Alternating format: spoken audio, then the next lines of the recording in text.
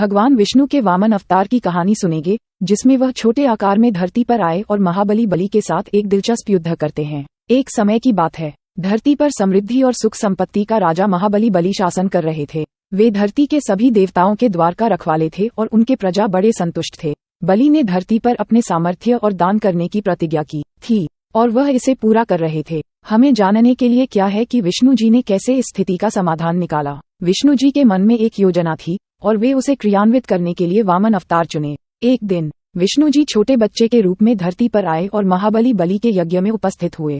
महाबली बलि के यज्ञ में उसने घरेलू और विदेशी यजमानों को धन, वस्त्र और अन्य दान दिए। वामन अवतार में विष्णु जी ने उनके यज्ञ में भी उपस्थित होने की इजाजत पाए। जब वामन अवतार के छोटे बच्चे की तरह वहां पहुंचे तो महाबली बलि ने उन्हें देखकर बड़े ही प्रिय भाव से स्वागत किया। वह छोटे बच्चे से पूछते हैं, बच्चा, तुम इतने छोटे कैसे हो? क्या तुम मेरे यज्ञ के लिए कुछ मांगोगे? वामन ने विचार किया और फिर कहा, मुझे बस इतना ही चाहिए कि मैं तुम्हारे पास जितनी भूमि ले सकूं। महाबली बलि को ये सुनकर अचंभित हुआ, क्योंकि वामन का आकार बहुत ही छोटा था। वह सोचते हैं कि इस छोटे बच्चे के पास इतनी भूमि कहां से आएगी। फिर भी वह अपने वचन पर पकड़े रहने का निर्णय लेते हैं और छोटे वामन की इच्छा को पूरा करने के लिए तैयार हो जाते हैं। जैसे ही महाबली बलि अपनी पैरों से भूमि को छूते हैं, वामन अवतार का आकार विस्तारित हो जाता है और वह धरती के एक क्षेत्र को पूरी तरह से कवर कर लेते हैं। वह धरती पर बड़े आकार में उपस्थित हो जाते हैं और वहां के लोगों के लिए सुख, समृद्धि और सुरक्षा की गारंटी देते हैं। महाबली बलि ने वामन अवतार की कृपा का स्वागत किया और उन्हें अपने यज्ञ के आयोजन में शामिल किया।